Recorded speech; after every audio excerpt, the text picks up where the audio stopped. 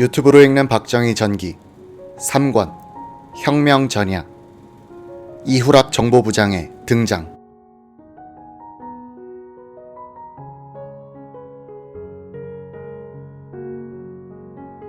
누군가는 해야 했던 군대의 구조적 문제점을 개혁한 고양이 목에 방울을 단 송유찬 1군 사령관에게 모략이 쏟아졌다. 국회에서도 감사반을 보냈다.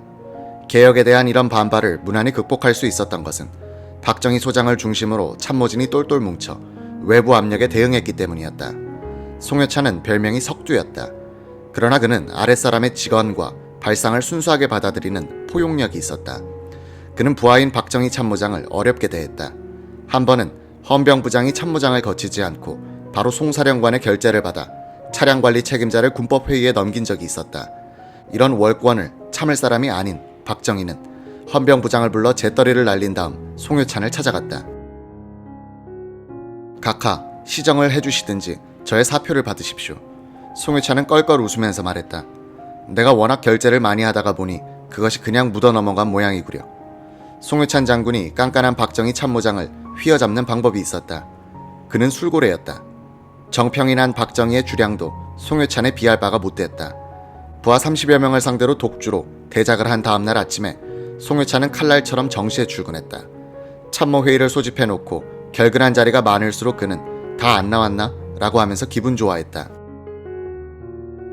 그때마다 여기 작전 참모 있습니다 라고 말하는 이는 최명신 준장이었다.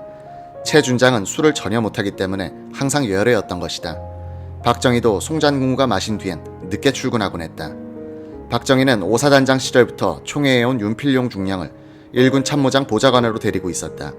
어느 날 그는 윤중령을 불러 조용히 부탁을 하는 것이었다. 기밀비에서 5만 환을 떼어서 최명신 방에서 기다리는 사람에게 건네주되 나는 전방 시찰 중이라고 전해.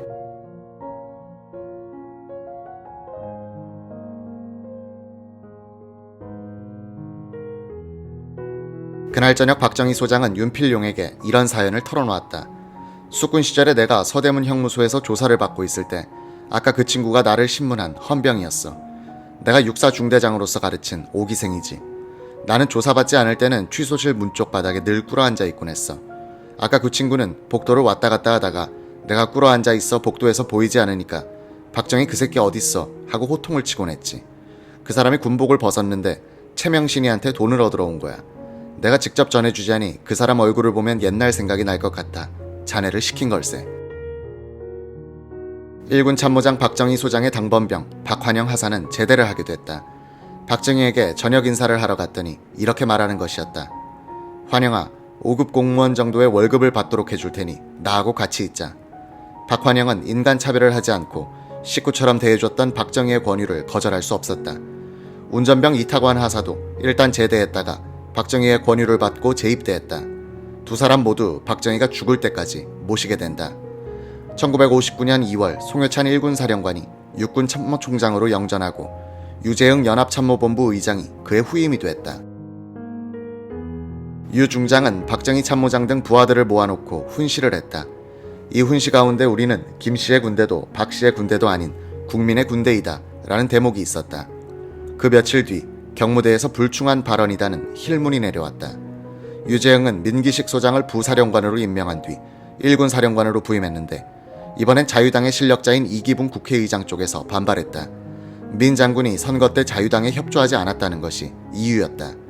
이 무렵 군 상층부는 이미 정치 바람을 크게 타고 있었다.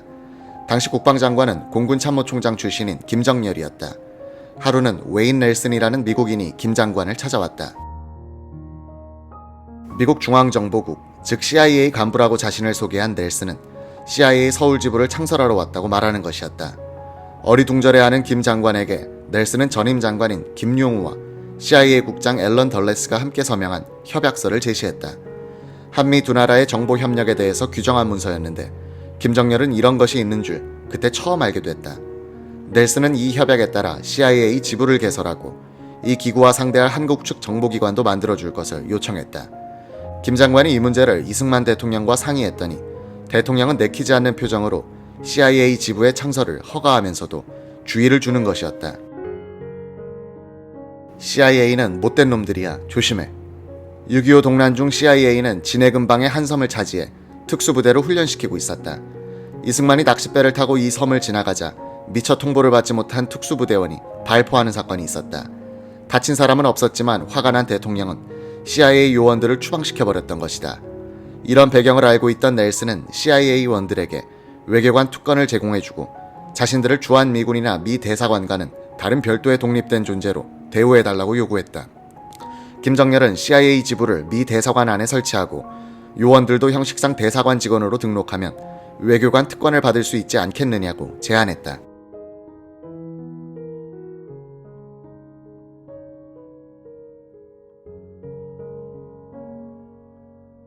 넬슨은 독립기관 대우를 계속 요구하다가 결국은 대사관 내 설치로 낙착됐다. 이 이후 CIA 지부는 대사관의 한 부서로 위장하고 지부장은 대사의 특별보좌관이란 대외 직명을 갖게 됐다. 김정렬 장관은 CIA와 상대할 우리 쪽 정보기관을 창설하는 과정에서 이후락 소장을 발탁하게 됐다. 이후락은 군사영어학교 출신이고 박정희 소령이 군내 남로당 수사에 걸려 군복을 벗었을 때는 그의 뒤를 이어 육본 정보국 전투정보과장으로 일한 적이 있었다. 이때는 주미 대사관에서 무관으로 3년간 근무하고 귀국해 일정한 직책을 받지 못하고 있었다. 이후락은 군내에서는 유재흥 장군 계열로 알려져 있었다. 유재흥 중장이 교육총본부를 창설해 초대 총장이 되었을 때는 그의 비서실장이었다. 김정렬의 회고록에 따르면 이후락은 미국 근무에서 귀국한 뒤 유재흥을 찾아가 보직을 부탁했다고 한다. 유재흥은 김정렬 장관을 찾아와 이후락을 써달라고 간청했다. 김정렬 장관은 그를 CIA 한국 지부장의 상대역으로 삼기로 했다. 우선 국방장관 직속으로 중앙정보부를 창설하고 이후락을 그 책임자로 임명했다. 인원은 6 해공군에서 뽑은 40명의 장교와 사병들로 구성하고 남산에 있던 연합참모본부 건물에 사무실을 냈다.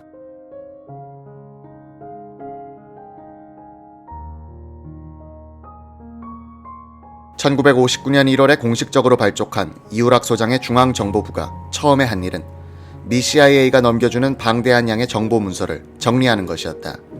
정보부는 자료실을 설치, 공산권의 국가별 정보 분류를 시작했다. CIA가 제공한 공산권 정보를 정리해 이후락의 정보부는 매일 국방부 장관 비서실장에게 보고하고 비서실장은 일주일에 한 번씩 이를 요약해 김정렬 장관에게 보고하는 체계를 세웠다. 정보부는 북한 측 정보를 정리해 CIA 측에 넘겨주고는 했는데 우리의 대북 정보망이 허약해 줄 것이 별로 없었다고 한다.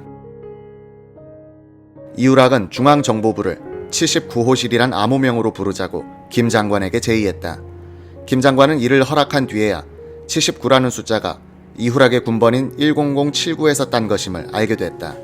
1958년 라오스에서 콩레 대위가 이끄는 좌익 쿠데타가 일어나 내전에 돌입했다. 이승만 대통령은 라오스에 국군을 파병해 우익 정권을 돕는 방안을 검토하라고 국방부에 지시했다. 이후락 소장은 극비리에 라오스에 잠입해 우익 지도자 노사반 장군을 만나고 왔다. 김정렬 장관이 이후락을 데리고 이승만 대통령한테 보고했다. 이후락은 노노노 노사반 장군이 라고 더듬거려 김정렬이 진땀을 빼면서 도와줬다. 라오스 파병은 구상 단계에서 더 진전되지 않았다. 김정렬 장관은 또 국무회의 때 10분 정도 시간을 내 이후락으로 하여금 국제정세, 특히 동구권 정세를 보고하도록 했다. 박정희 정권의 3대 인물 박정희, 이후락, 김종필 세 사람은 정보장교였다는 공통점이 있고 국가 운영에서 정보가 차지하는 중요성을 체험적으로 알고 있었던 사람들이다. 1959년 7월 1일 박정희는 서울 지역을 관할하는 육관구 사령관으로 자리를 옮겼다. 요 사이에 수도방위 사령부에 해당하는 요직이었다. 이해 겨울 박정희는 또 불을 냈다. 영등포의 사령부 건물 내 교육과장 사무실에서 난로 과열로 불이 나 사령관실, 참모장실, 고문관실, 작전정보처 사무실을 모두 태웠다. 다행히도 기밀 서류만은 건졌다. 팔짱을 끼고 불구경을 하던 박정희 소장은 관할 경찰서장이 옆에 와서 화인을 꼬치꼬치 묻자 신경질을 내면서 일격을 가해 벌렁 나자빠지게 만들었다. 안면이 넓고 수완이 좋은 참모장 김재춘 대령이 뛰어다녀 이 화재는 언론에 보도되지 않고 조용히 넘어갔다. 서울을 위수지역으로 하고 있던 제6관구의 사령관은 상당히 정치적인 자리였다. 국회의원들과 권력층의 청탁이 많이 들어왔고 언론과 접촉하는 기회도 많았다. 박정희는 이런 대외적인 일들을 김재춘 참모장에게 주로 맡겼다. 그런 박정희도 부대 내에서 어려운 문제가 터지면 정치권에 부탁을 했다.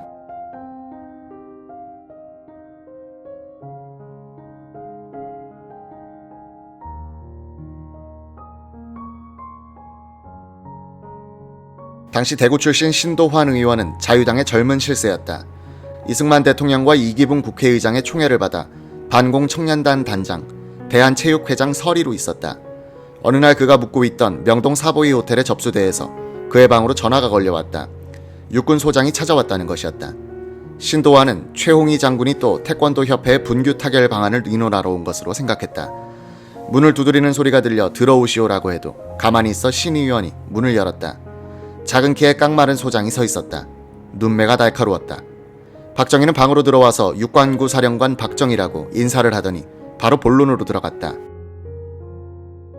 부대에서 영관급 장교들이 부정사건에 연루돼 구속되었는데 그 사건은 자신과는 무관하니 선처해달라는 취지였다. 신도환은 기분이 나빴다. 태도도 당돌할 뿐 아니라 부하의 잘못을 상관이 책임질 생각은 하지 않고 혼자서 살 길을 찾는 것 같았기 때문이다. 박정희는 자신은 대구가 제2의 고향이라 대구 출신인 신 의원을 찾아왔다고 했다. 신도환 의원은 듣기 싫은 말을 해주고 박정희를 돌려보냈다. 그 뒤 신도환은 대구에 있는 2군 사령관 최영희 중장에게 박정희가 어떤 사람이냐고 물었다. 최 중장은 아주 청렴한 군인이다고 칭찬을 아끼지 않았다. 신도환은 그 뒤 군 수뇌부 인사를 만나면 최영희 장군의 인물평을 전해주면서 박정희를 두둔했다고 한다. 신도환은 4.19 뒤 고대생 습격 사건으로 구속돼 재판을 받았으나 무죄를 선고받고 풀려났다.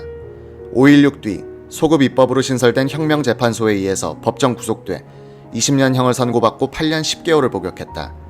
1959년 가을 박정희는 자유중국 정부의 초청을 받고 여러 장성들과 함께 대만을 방문했다. 이들 장성은 경무대로 가서 이승만 대통령에게 인사를 한 뒤 서대문 경무대로 불리던 이기붕 국회의장 집에도 찾아갔다고 한다. 대만 시찰에서 돌아온 박정희는 이런 불평을 했다. 경무대엔 군 통수권자가 계신 곳이니 응당 가서 인사를 올려야겠지만 서대문엔 못하러 안내한단 말이야. 국회의장이 군하고 무슨 관계가 있나. 썩은 고목 같은 사람이 무슨 정치를 한다고. 팔팔한 새나무를 심어도 꽃이 필까 말까 하는 땅인데. 참모들이 각하 그만하십시오 라고 말리자 박정희는 내뱉듯이 말했다. 내가 군복을 벗으면 될 것 아니야.